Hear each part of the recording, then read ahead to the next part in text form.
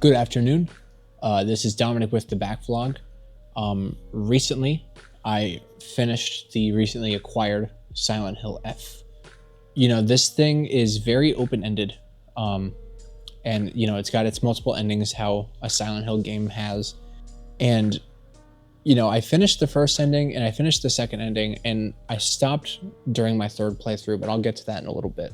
I thought the first ending was really interesting, and just kind of like how Higurashi When They Cry is approached, because the story of that visual novel series is penned by the same author, Ryokishi 07, for Silent Hill F. The way that story is structured, it leaves the audience with more questions than answers the further they get into it. And that's honestly kind of like where the first ending left off in Silent Hill F. I'm going to try to not get into specifics, but I very well might, so be warned if you haven't played Silent Hill F.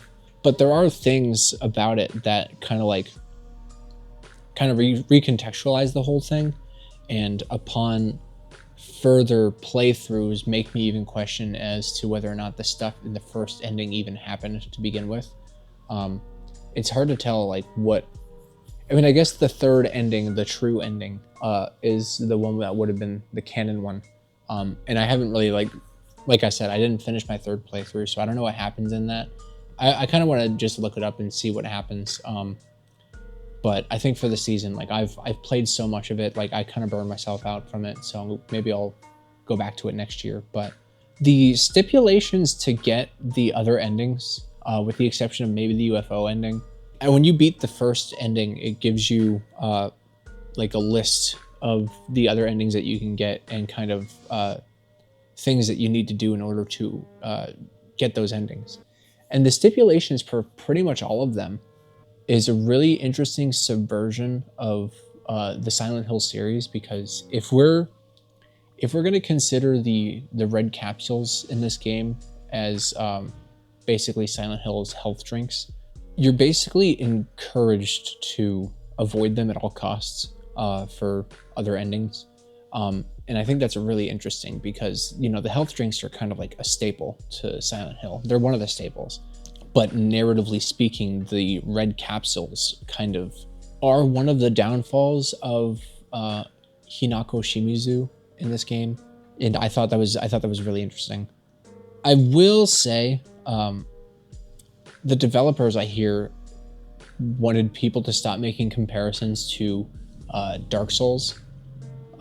And I think they wouldn't be getting those comparisons if they didn't just make Dark Souls like they did here.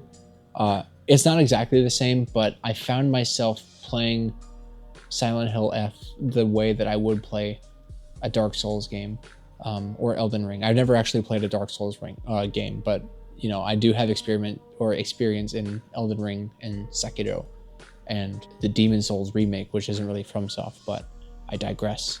But yeah, the way that it has you timing heavy attacks, and getting perfect dodges and counterattacks, it is very Souls-like, and I don't really know if I liked that aspect of this game very much. And I think that's one of the reasons why I got so burnt out by it, especially with my second playthrough, because I did play it on the hard difficulty. The combat is too sluggish to warrant it being a main feature of this game. And I feel like I don't have a problem with the fact that it is a very combat-heavy game, but because of that, I think they should have fleshed out the combat more. And I know it's a Silent Hill game, and combat in Silent Hill games have never felt good, but the difference between this and those is that, especially towards the end of this one, combat is unavoidable and required, whereas, the only combat that you really need to do in other Silent Hill games is a boss fight. But here there are basically gauntlets that you need to get through, and it's unavoidable, and it's just, I don't know, it really slows down the pace, and it doesn't feel like a survival horror game, which, like I said, is by no means a bad thing, but you know, whenever I'm playing like a horror game like this, I always want to wait until like the sun goes down so I can immerse myself. But you know, after I realized how much I was going to be playing this after the first playthrough, I honestly just like started playing it throughout the day too, like with the lights on and everything, because I didn't really get scared by this much. And there are other reasons for that, which I'll get into, but I think when I was limiting myself to a specific time of day to play this, it also limited the amount of time I had to play it. And when a lot of that time is spent just kind of being more frustrated than scared because of the combat mechanics that you can't really skip for the most part, I don't know. I think I was just like, I need to stop limiting myself the way I do with other games in this franchise.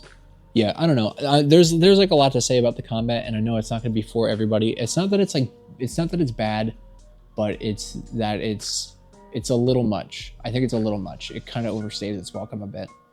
Another one of the things besides the combat that made me not want to really stick with this like during nighttime is the fact that the atmosphere didn't really scare me as much as a regular Silent Hill game would. And I think it's because I find comfort in Japanese architecture.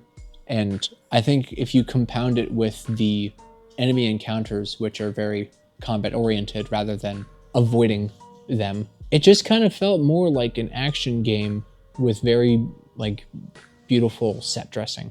I think Rust and Blood scares me more than Flowers and Organs do. And that's honestly, it could be a cultural thing. I don't know.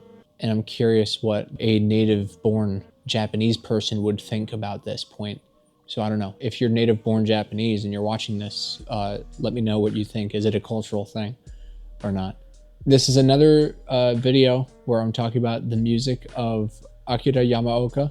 The music here is phenomenal. There's actually two composers. I don't remember the other composer's name, but Yamaoka's contribution was creating the music for the Ebisugaoka sections, and the other composer was the person who would do like the compositions for like the shrine sections. That's where you get more of the kind of traditional instrumentation, whereas in the Ebisugaoka sections, you know, you have more of his like, you have more of Akira Yamaoka's like his very ethereal and ambient kind of sounding stuff. But the track, I don't know the track off the top of my head, but there's the one track after you find your one friend in front of the convenience store, and you know, you have your other friend and he's like consoling you and stuff. There's this track that's playing, and there's this acoustic guitar in the mix, and it's so beautiful, and it's probably one of my favorite Akira Yamaoka tracks in general. And it's so good. Like, I was getting like a little emotional, especially given the context of what was happening in that scene, and I was like, wow, this is phenomenal. I didn't write this down, but I just found out apparently a few days ago that Konami canceled the vinyl release of Silent Hill F, which is a shame, because I would love to listen to that track and other tracks on this soundtrack on vinyl. Well, not on vinyl, but just like in general. Yeah, it's really a shame, because I think, you know, that this is like a whole other conversation, but I feel like vinyl sales are on the rise. They've been on the rise for like the past decade. Music sales in general are on the rise. I don't really think there was a good enough reason for them to have canceled the Silent Hill F vinyl release, considering that the Mondo releases of the other Silent Hill games have sold really well.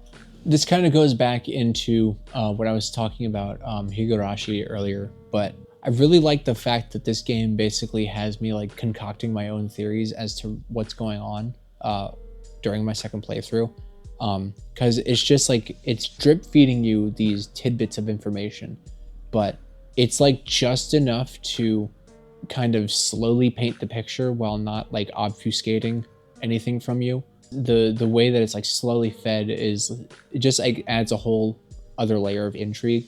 And Ryukishio 7 is brilliant.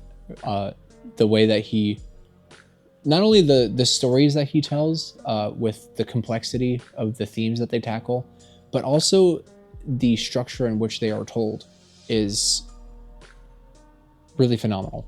This game would not be the same without his contribution. Honestly, it wouldn't be. The story is the highlight here, and the themes that it tackles with gender discrimination is very complex. And if it wasn't for this story, this game I don't think would be viewed as highly, because you do have the gameplay aspects that I've talked about. Also, I kind of do like the enshrining system. It's kind of like got this kind of leveling up system, and it's a shame that it is kind of necessary for a game like this. That kind of like adds to the fact that it doesn't really feel like a Silent Hill game as much. I do find it kind of rewarding though, and it's like a very slow burn the way that you can like progress through this game, like skillfully progress through the game. I mean, it's not like a skill tree or anything. It's just more like a small list that you can increase incrementally. I don't know. I thought it was really rewarding, and I don't know. There was a fun aspect of it. But yeah, that's all my thoughts of Silent Hill F.